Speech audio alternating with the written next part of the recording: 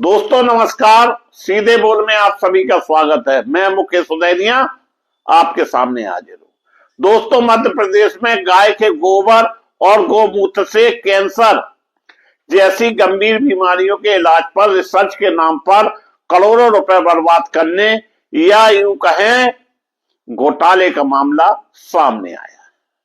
यह कारनामा प्रदेश के जबलपुर में स्थित नानाजी देशमुख पशु चिकित्सा विज्ञान विश्वविद्यालय में हुआ है। यहां पर साल 2011 में एक प्रोजेक्ट शुरू किया गया था जिसमें पंचगव्य की मदद से कैंसर समेत अन्य गंभीर बीमारियों के इलाज पर खोज करना था।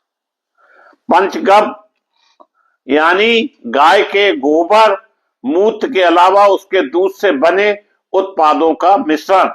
इस रिसर्च के लिए विश्वविद्यालय ने करीब 8 करोड़ रुपए का फंड राज्य सरकार से मांगा था। बदले में सरकार ने 3.5 करोड़ रुपए की फंड जारी कर दिया था। हालांकि करीब 15 साल बाद भी कुछ परिणाम नहीं निकले तो सरकार ने रिसर्च कमेटी को जारी फंड की जांच के लिए कमेटी बैठा दी और उसने जो रिपोर्ट दी उसे चौंकाने वाले खुलासे हुए। इस दौरान अधिकारियों ने इन पैसों से रिसर्च तो नहीं की, लेकिन उनका इस्तेमाल हवाई यात्राएं करने और ऐशो आराम व बंदरवाट करने के लिए किया गया है, ऐसी जानकारी मिली है। और कुछ लाख रुपए की मशीनों को लाखों रुपए में खरीदना भी बताया गया। वहीं सोशल मीडिया रिपोर्ट के अनुसार इस रिसर्च प्रोजेक्ट की जांच उस समय शुरू हुई जब जबलपुर के डिविजनल कमिश्नर संभाग आयुक्त को इस मामले में एक औपचारिक शिकायत मिली, जिसके बाद उन्होंने मामले की जांच के लिए अतिरिक्त कलेक्टर रघुवर मारवी की अध्यक्षता में एक जांच टीम बनाई। जांच पूरी होने के बाद मारवी ने जांच की रिपोर्ट कलेक्टर को सौंपी और 15 से 20 लाख रुपए का सामान 2 करोड़ में खरीद। विभिन्न मीडिया रिपोर्ट के अनुसार जांच के दौरान अधिकारियों के सामने कई चौंकाने वाले खुलासे हुए। इस दौरान प्रारंभिक जांच से पता चला कि रिसर्च के लिए टीम को 3.5 करोड़ रुपए आवंटित हुए थे। उसमें से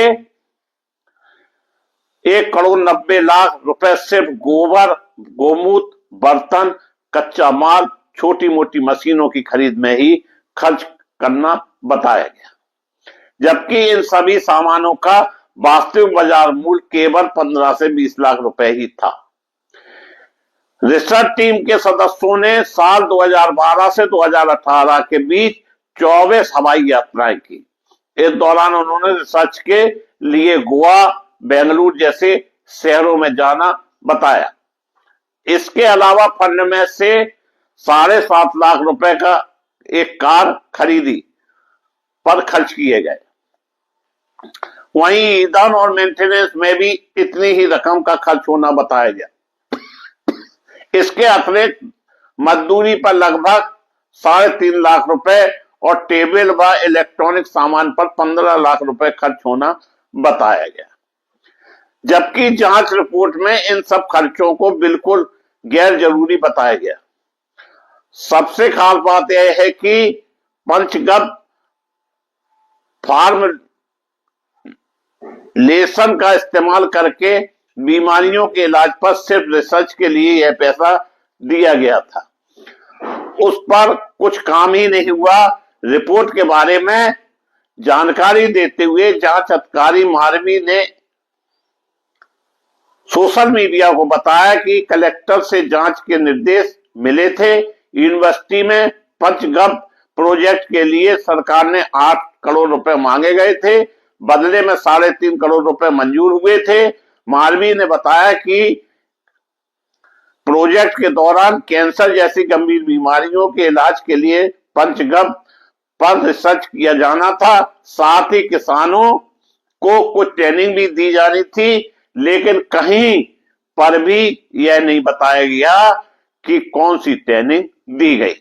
दोस्तों, उन्होंने कहा कि पहली नजर में यही लगता है कि रिसर्च के लिए मिला पैसा दूसरे कामों में खर्च किया गया।